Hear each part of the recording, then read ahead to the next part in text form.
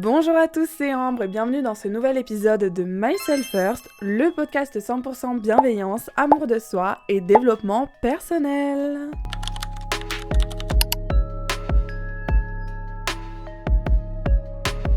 J'espère que vous allez bien, j'espère que vous avez passé une bonne rentrée. Bienvenue dans mon nouveau chez moi. Alors faut encore que j'améliore le setup, je pense que je vais rajouter des petites lumières et tout. Mais voilà, j'ai mon nouvel appart, j'ai fait ma rentrée en alternance, tout se passe très bien pour l'instant. C'est pour ça que j'ai pas posté depuis quelques semaines, je voulais vraiment prendre le temps. Bref, aujourd'hui, on se retrouve pour une vidéo développement personnel, puisqu'on va parler de quelque chose de très très très important, qui est le lâcher prise. Alors, je me voyais pas faire une vidéo sur le lâcher prise avant, parce que honnêtement, je pense que je suis la meuf qui lâche le moins prise au monde. Enfin, ça c'était avant, parce que j'ai fait un travail dessus. Et maintenant, il y a beaucoup plus de choses qui me passent dessus et ça me fait un bien fou. Alors le lâcher prise, pour faire simple, c'est une attitude qui consiste à ne pas vouloir tout contrôler, à accepter qu'on ne maîtrise pas tout dans la vie et à faire confiance en fait au déroulé naturel des événements. C'est vraiment pas de l'abandon ou du je m'en foutisme, c'est plus ce truc de bon ok, c'est pas grave. En fait des fois on se prend la tête pour des choses alors que c'est pas grave. C'est vraiment pas grave. Il pleut dehors alors que ce soir je sors, c'est pas grave. Voilà, le lâcher prise, c'est une posture d'ouverture et de confiance, contrairement au contrôle, où là tu vas essayer de tout maîtriser, il y a beaucoup de crispation en fait, et c'est pas du tout agréable. Je vais diviser cet épisode en 3 parties. Premièrement, on va parler du stoïcisme et du fait que dans la vie, il y a des choses qu'on contrôle et des choses qu'on ne contrôle pas. Ensuite, je vais vous expliquer comment apprendre à lâcher prise, voilà. Et dernière partie, comment lâcher prise instantanément. Voilà, des petits exercices, des petits conseils pour tout de suite, là maintenant, s'il y a un truc qui t'embête, tu lâches prise. On ne peut pas parler du lâcher prise sans parler du stoïcisme. Selon mes recherches, le stoïcisme est une école de philosophie née dans la Grèce antique, fondée par Zénon de Kition. Un des principes fondamentaux du stoïcisme, c'est de dire qu'il y a des choses qui dépendent de nous et d'autres qui ne dépendent pas de nous. Il faut donc faire la distinction entre ce que je contrôle et ce que je ne contrôle pas. Parce que si on met toute son énergie à essayer de maîtriser des choses qui sont hors de notre portée, on ne sera jamais heureux. Je vous en ai déjà parlé dans ma vidéo « Devenir le maître de sa vie » que je vous mets en bio, mais globalement, tu contrôles tes pensées, tes jugements, tes choix, les objectifs que tu t'imposes, tes réactions, ta manière de te parler, ta manière de parler aux autres, mais tu ne contrôles pas, justement, les autres, les événements extérieurs, la météo. Tu ne contrôles pas non plus les événements imprévisibles comme la mort, les accidents, etc., les circonstances, en fait, de la vie. Et le stoïcien, il va se concentrer uniquement sur les choses qu'il contrôle, c'est-à-dire nous-mêmes. Si tu places ton bonheur dans les mains de quelqu'un d'autre, ou si tu conditionnes ton bonheur à un événement extérieur, tu risques de ne jamais être heureux. Tu ne contrôles que ce qui dépend de toi. Imagine, tu prépares un entretien d'embauche. Tu peux contrôler la manière dont tu le prépares, les recherches que tu vas faire sur l'entreprise, ta manière de parler, ta manière de t'habiller pour faire une bonne première impression, etc. Mais par contre, tu peux pas contrôler quels candidats vont être face à toi. Tu peux pas contrôler les exigences du jury, la façon dont le jury va se comporter avec toi, etc. C'est comme quand moi, j'ai passé des concours pour entrer en école de commerce. J'ai donné le maximum, j'ai révisé. Mais après, ça dépendait plus de moi. Soit les autres étaient plus forts que moi, et dans ce cas-là, dommage. Soit, comme ça s'est passé, vu que je suis une élève brillante, j'ai réussi mes concours et j'ai intégré l'école que je voulais. Un stoïcien dirait, concentre-toi uniquement sur le meilleur que tu puisses faire et accepte le résultat sans frustration. Ce que je viens de dire là sur accepter le résultat, accepter le destin, les stoïciens, ils appellent ça amore fati. C'est le fait vraiment de accepter, accueillir les événements comme ils sont, sans émotion négative, juste si c'est un échec, ok, c'est un échec, je vais rebondir, etc. Mais se détacher, en fait les stoïciens, mais c'est là aussi pour moi la limite, c'est que les stoïciens, ils disent qu'on doit se détacher émotionnellement des choses qui nous arrivent.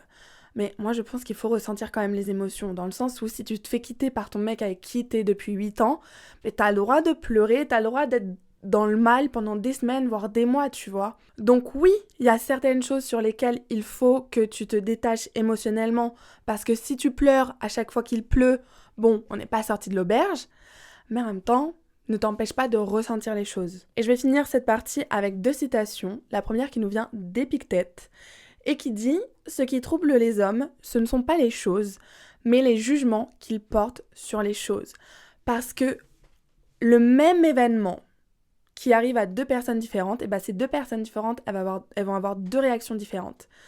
Donc, en fait, il faut voir les événements extérieurs... Ah, ça fait peur, maman, comme ça. En fait, il faut voir les événements extérieurs comme quelque chose d'objectif. Et c'est toi qui choisis la réaction que tu veux avoir.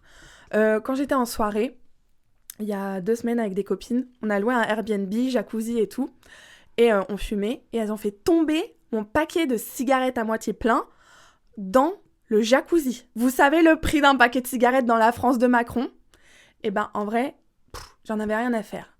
Parce que je me suis dit, bon, soit je m'énerve, ça plombe un peu le truc et tout, soit je me dis, j'en ai rien à faire, en fait, c'est des cigarettes, je leur en ai taxé tout le reste du week-end, et voilà, on n'en parle plus. Et il y a plein de choses comme ça dans la vie où tu peux choisir de râler, mais tu peux choisir de te dire, en vrai, j'en ai rien à faire. Et 2e citation qui nous vient de Marc Aurèle, qui nous dit « Considérez les occasions où votre chagrin et votre colère vous ont causé plus de souffrance que les faits eux-mêmes. » Et ça, c'est aussi le truc de...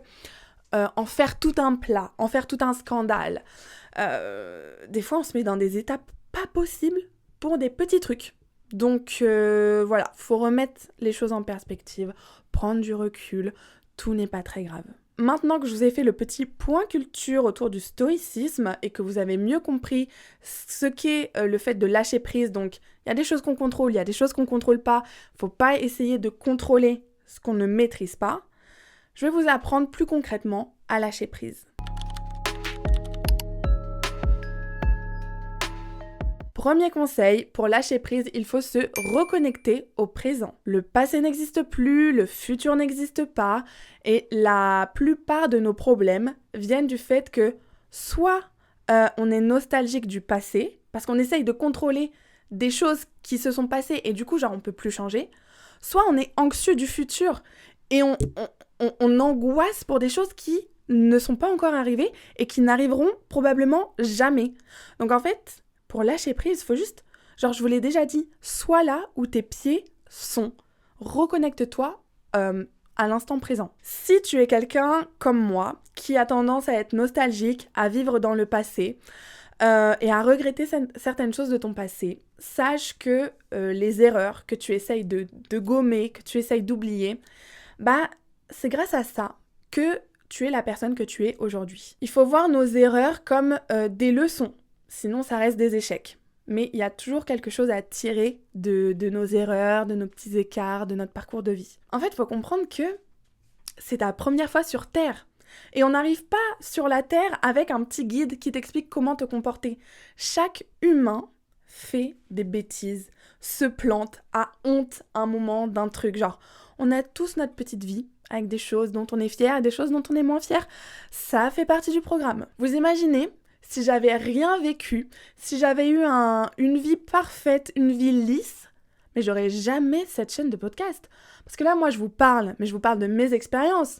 Je vous parle du lâcher-prise parce qu'avant, je savais pas lâcher prise. Je vous parle de mes expériences avec les mecs parce que j'ai eu plein d'expériences foireuses avec les mecs. Mais Dieu merci. Par exemple, donc par rapport aux mecs, tous les crapauds sur lesquels je suis tombée, toutes mes histoires autour de ça, ça m'a permis aujourd'hui d'être une femme qui sait ce qu'elle veut, qui a ses standards, qui voilà, une femme en place en fait. Donc ne t'inquiète pas, même si c'est pas agréable sur le moment de faire une bêtise, ça te servira pour plus tard. Et si au contraire t'es une personne qui angoisse du futur, essaye de rapprocher le futur de toi. C'est-à-dire que t'es là, t'angoisses pour la fin de tes études, mais t'es en 3e, ou t'es au lycée. En fait, là, tu parles de tes études, mais c'est dans quelques années, en fait, t'as le temps. Moi, j'essaye de rapprocher mes objectifs, parce que jusque-là, je vivais vachement dans le futur, dans le sens où je me disais, comment sera ma vie à 30 ans ? En fait, c'est dans 10 ans, enfin 7 ans, que j'aurai 30 ans. Donc maintenant, j'essaye de rapprocher mes objectifs. Je me dis, ok, je me fais mes objectifs jour par jour, semaine par semaine, mois par mois, tous les 6 mois, mais pas plus que 6 mois. J'essaye de pas planifier ma vie au-delà de 6 mois. Parce que j'ai aussi envie de me laisser le truc de la spontanéité, en fait. Par exemple, moi, dans 1 an, je me projette, là, mon but, c'est d'aller vivre en Italie. Mais je me dis, mais Ambre, va pas te planifier ta vie en Italie, alors qu'à tout moment, tu tombes amoureuse d'un mec sur Paris et t'as envie de rester sur la capitale pour être avec lui. Donc, j'essaye de rapprocher mes objectifs, avoir une vision claire de sa vie et se dire que tout se passera bien, que tout est déjà écrit, que chaque expérience t'amène exactement là où tu es censé aller.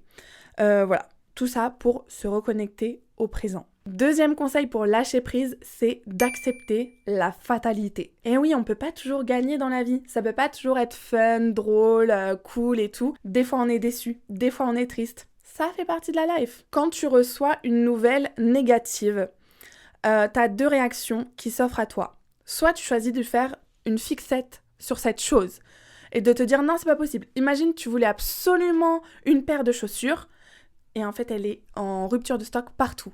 Soit tu fais une fixette, une obsession, tu dis non, cette paire je la veux, je l'aurai, et tu mets toute ton énergie alors que c'est impossible, genre jamais tu vas le retrouver cette paire, donc tu perds ton temps, tu crées encore plus de frustration et ça ne mène à rien, tu perds de l'énergie pour rien.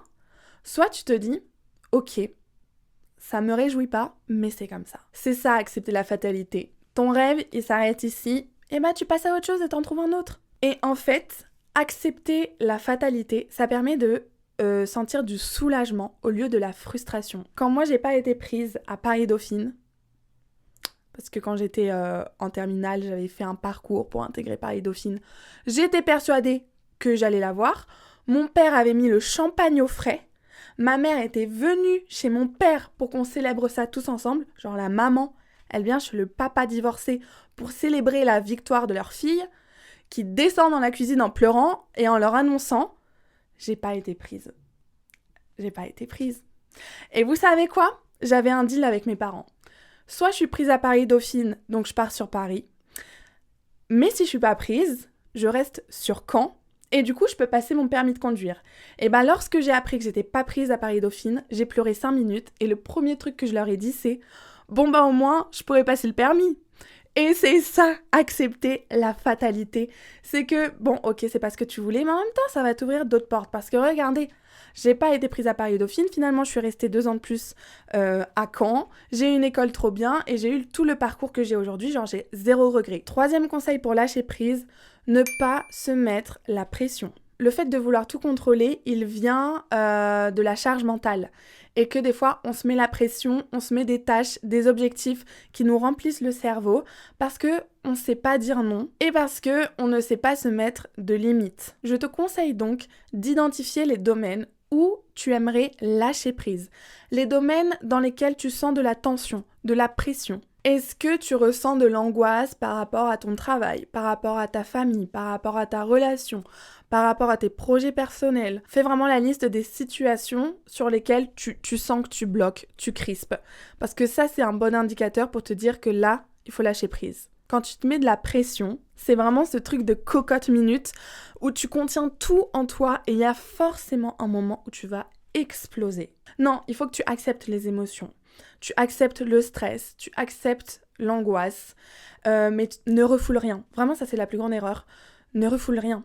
Par exemple, il y a beaucoup de personnes qui angoissent à l'idée d'être angoissées. C'est comme ça que beaucoup de crises d'angoisse se produisent d'ailleurs. Si tu sais qu'il y a une situation dans laquelle tu vas être stressé, ça sert à rien de te stresser encore plus par rapport à ça. Et dis-toi juste, bon, là je vais passer un examen. Là, j'ai mon premier date, je ressens un peu d'excitation, un peu d'anxiété, c'est normal. Je sens mon cœur qui bat, je tremble un peu, c'est normal. Je souffle et j'accepte. Une fois que tu acceptes les émotions, elles passent beaucoup plus naturellement, beaucoup plus facilement parce que les émotions, c'est seulement un message. C'est pas quelque chose que tu es obligé de ressentir à fond. C'est seulement un petit message. Ah, là je suis heureuse, là je suis un peu triste, là je suis un peu stressée. Bon, ce n'est rien de plus qu'un message. C'est ton corps qui te parle. Genre, c'est génial, non? Donc, pour lâcher prise, il faut accepter les choses, les événements, les émotions et ce qu'on ressent. 4e conseil pour lâcher prise, c'est d'en avoir rien à faire. Bon, là, je reviens un peu sur le stoïcisme et le fait d'être détaché émotionnellement de certaines choses. Et je pioche cette partie de mon épisode du livre L'art subtil de s'en foutre de Mark Manson. J'avais pas trop kiffé ce livre, mais j'ai quand même pris quelques notes. Et donc dans cet ouvrage, il explique que vouloir une expérience positive est une expérience négative, tandis qu'accepter une expérience négative est une expérience positive. Plus on cherche à se sentir mieux ou à vouloir plus, moins on se sent bien, car on n'est jamais satisfait et on se rend pas compte de tout ce qu'on a déjà. En gros, on a tendance à se concentrer sur ce qu'on n'a pas plutôt que sur tout ce qu'on a. Du coup, lui, il dit que si on est juste à la recherche de toujours plus, de toujours du positif, et bah ça va à l'encontre de l'expérience de la vie. Parce que la vie, c'est accepter les choses positives, tout comme on accepte les choses négatives. Et on met plus d'émotions quand on ressent quelque chose de négatif que quand on ressent quelque chose de positif. Or, on devrait ressentir les deux de la même manière. Et c'est pas si grave si on a des déceptions ou des échecs. Donc, quand quelque chose me tracasse maintenant, en fait, je me demande, est-ce que ça en vaut vraiment la peine ? J'ai l'impression qu'il y a plein de petites choses dans la vie qui me rendent heureuse, mais j'y fais pas trop attention. Par contre, dès qu'il y a un petit truc qui me titille, qui m'irrite, ça peut me gâcher toute ma journée. Donc maintenant, dès qu'il y a un truc qui me saoule un peu, que ce soit la pluie, que ce soit attendre mon bus, que ce soit mon maquillage qui est mal fait, que ce soit d'attendre devant l'ascenseur, etc. Bref, je me dis, en fait, ça fait partie de la vie, c'est 30 secondes de ma journée, j'en ai rien à faire, ça me passe au-dessus. Alors qu'avant, ça me saoulait. 5e conseil pour lâcher prise, c'est l'accord Toltec de toujours faire de son mieux. Genre, quoi qu'il arrive, tu dois toujours faire de ton mieux. Parce qu'à partir du moment où tu sais que tu as donné le maximum, t'as plus rien à faire. T'as révisé comme il fallait. Maintenant, c'est plus entre tes mains. Tu t'es mis en bombe pour ton date. Maintenant, si tu lui plais pas, c'est plus ton problème. Et en fait, c'est vraiment ce truc de... Dans tous les cas, j'ai fait tout ce que je pouvais. Maintenant, si ça le fait pas, ça le fait pas. Mais moi, j'aurais pas cette frustration de me dire je suis pas allée jusqu'au bout, j'ai pas tout donné. Là, actuellement, je vis une relation où c'est un peu compliqué. Mais pour la première fois, je vais jusqu'au bout. Non, j'arrive pas à parler. Je vais jusqu'au bout de ce que je peux lui donner. C'est la première fois que je me donne autant, honnêtement. Et je pense pas que la relation, elle va fonctionner. Mais au moins, j'ai pas ce regret de me dire ah, j'ai pas essayé. J'ai pas fait de mon mieux. Non, j'ai fait de mon mieux. Maintenant, ça marche pas. C'est pas grave. D'ailleurs, si les accords Toltec ça vous intéresse, j'en ai fait un podcast que je vous mets en bio. Je crois qu'on arrive au 6e conseil pour lâcher prise. Et là, c'est la loi du détachement. Pareil, je vais passer vite dessus. Mais globalement, plus tu fais une fixette sur quelque chose et plus tu crées de la tension autour de cette chose et plus tu bloques la situation. À partir du moment où tu te détaches émotionnellement des choses, tu libères l'énergie et donc ça arrive à toi naturellement. Donc petit conseil, si tu veux vraiment quelque chose, pratique la gratitude et dis-toi que si ça t'est destiné, ça te trouvera tout seul à un moment ou un autre. 7e conseil pour lâcher prise, c'est le Let Them Theory. L'accent était terrible. En gros, c'est une théorie qu'on voit beaucoup sur TikTok et qui consiste à dire, genre, laisse-les faire. Laisse les gens faire. Si les gens te font du mal, laisse-les. Si les situations n'arrivent pas comme tu veux, laisse-les. La seule chose qu'on puisse faire, c'est d'apprendre à réagir face aux imprévus, face aux déceptions, face à la tristesse. Parce que tu pourras jamais empêcher les mauvaises choses de t'atteindre, mais tu peux empêcher d'y surréagir. Encore une fois, Sartre il disait, je crois que c'est ma citation préférée, Sartre disait « L'important, ce n'est pas ce qu'on a fait de nous, mais c'est ce qu'on fait de ce qu'on a fait de nous. » Ça veut dire, il peut t'arriver n'importe quoi dans la vie. C'est pas ça qui compte, c'est ce que tu en fais. Ça, je l'ai compris il y a quelques années, quand je me suis dit, mais en fait, peu importe où je vais, il y aura toujours des gens qui vont me critiquer. Mais vous savez, j'ai beaucoup bougé, j'ai fait beaucoup de jobs différents, beaucoup de stages, beaucoup de trucs. Partout, il y a quelqu'un pour cracher sur ma gueule. Et je me suis dit, mais en fait, je pourrais jamais empêcher les gens de me critiquer. Par contre, je peux changer l'impact que ça a sur moi. Maintenant, tu m'aimes pas, j'en ai rien à faire. tu me critiques, j'en ai rien à faire. Donc reste maître de toi-même et laisse les choses se faire. Et enfin, le dernier conseil pour lâcher prise, c'est trust the process. Fais confiance au processus, fais confiance à la life. Atteindre un objectif, c'est pas toujours facile et des fois on a l'impression de galérer. On a l'impression que rien se passe comme prévu, que rien n'est sous contrôle, que voilà, on va vraiment jamais atteindre notre objectif. Mais c'est pas vrai. C'est juste que la vie, elle nous fait pas toujours passer par les chemins qu'on avait imaginés. Toi, t'avais ton petit plan en tête, tu t'es dit ça va se passer comme ça, et la vie elle te dit ça va pas se passer comme ça. Tu vas atteindre ton objectif, mais pas de la manière dont tu pensais parce qu'il faut te challenger un petit peu. Bah ouais, la vie elle est un petit peu taquine des fois. Par exemple, tu fais un rééquilibrage alimentaire. Les 2 premières semaines, tu perds 3 kilos, t'es trop contente. Et à un moment, tu stagnes et tu te dis « Ah non, ça y est, c'est mort et tout, je vais jamais perdre ». Et en fait, tu te repèses genre 2 mois plus tard et tu vois que t'as perdu encore 5 kilos. Et voilà, faut voir les choses sur la durée. Faut pas abandonner. Même si là maintenant t'as l'impression qu'il n'y a rien qui se passe, que c'est cafouillis, que tu vas pas y arriver, que c'est brouillon, trust the process. Voilà un petit peu tous mes conseils pour apprendre à lâcher prise. C'est des choses, des automatismes, des façons de penser que vous allez mettre en place au fur et à mesure. Maintenant, je voudrais vous apprendre à lâcher prise, genre maintenant, là, tout de suite. Comment lâcher prise instantanément? Le premier conseil, c'est la méditation. Alors moi perso, je déteste la méditation, je suis incapable de rester plus de 20-30 minutes en écoutant quelqu'un qui me fait des petits bruits, qui me donne des conseils, parce qu'il se passe tellement de choses dans mon cerveau que je peux pas faire le vide. Et pourtant, grâce à Cédric Michel, vous mettrez sa chaîne en bio, et dès que j'ai des choses qui vont pas dans ma vie, genre en fait je sens la frustration monter en moi, je sens que mon cœur il se serre, que j'ai une boule dans le ventre, je sens que là je vais péter un câble, que j'ai envie de pleurer, je suis plus du tout productive, je suis plus du tout maître de moi-même, je vais me poser, je souffle et je mets une petite méditation de 10 minutes dans mes oreilles, juste 10 minutes et en fait ça me permet de souffler, de recadrer les choses, de prendre du recul, en fait vraiment de faire une pause. Le deuxième conseil pour lâcher prise instantanément, c'est d'accepter ses pensées. Généralement, quand on a des pensées négatives, on va tout faire pour les écarter. On veut pas que ce soit dans notre tête et tout. Mais ça va... Enfin, le fait de refouler ses émotions, c'est encore pire parce qu'elles vont s'enfouir. Elles vont s'enfouir. Si on les refoule, elles vont s'enfouir en nous et grossir. C'est trop bizarre de dire enfouir, j'ai l'impression de dire avec un accent, mais bon. Je sais plus ce que je disais, je suis fatiguée. En fait, le truc avec les émotions négatives, c'est que si on les refoule, elles vont rester en nous et elles vont grossir jusqu'à exploser. Tu vas jamais te débarrasser d'un traumatisme, d'une émotion négative ou quoi. Au contraire, il faut l'accepter. Moi, ma chamane, quand j'étais à Bali, m'avait dit, quand tu as des pensées qui reviennent en boucle, vous voyez les pensées parasites, au lieu de faire comme si elles n'étaient pas là, tu vas les confronter. Tu prends ta petite pensée comme si c'était un nuage et tu te dis, ok, qu'est-ce que tu me dis? C'est quoi le message? Est-ce que c'est vraiment important? Est-ce que ça va changer ma vie? Est-ce que ça me rend heureux, malheureuse? Est-ce que je dois traiter cette pensée tout de suite maintenant? C'est quoi l'impact? Pourquoi je ressens ça, etc. Vraiment, je vais prendre le temps d'analyser cette petite pensée. Et ensuite, je vais la laisser partir. Je lui dis, bisous, petite pensée, je sais que tu existes. Maintenant, on a fait notre petit entretien. Tu pars quand tu veux, mais tu ne me dérangeras plus.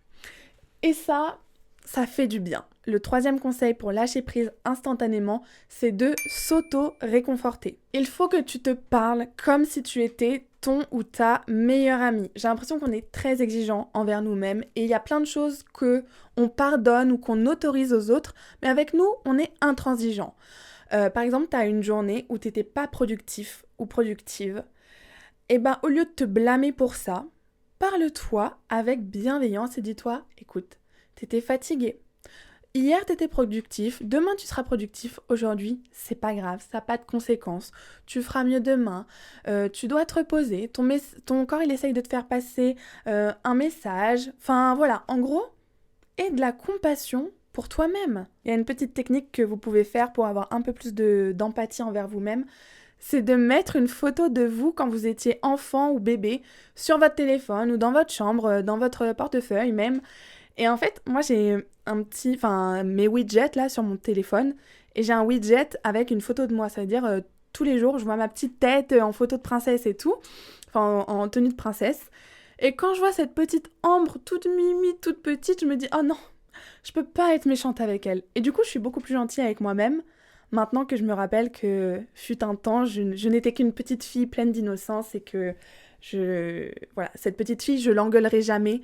Donc moi, Ambre, même à 23 ans, je n'ai plus envie de m'engueuler. Et je vous dis tout ça parce que être plus indulgent envers soi-même, ça permet de dédramatiser des situations et donc de lâcher prise.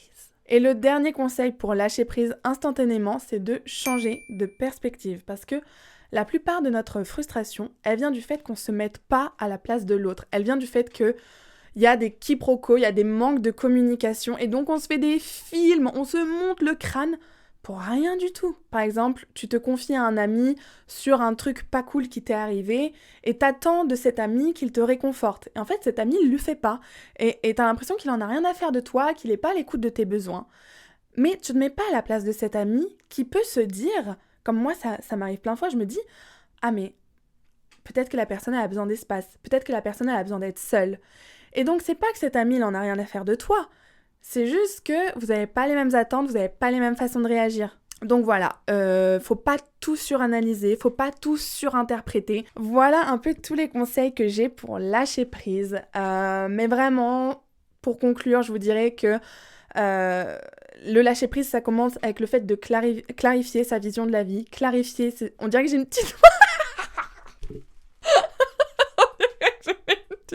On dirait que j'ai une petite main qui...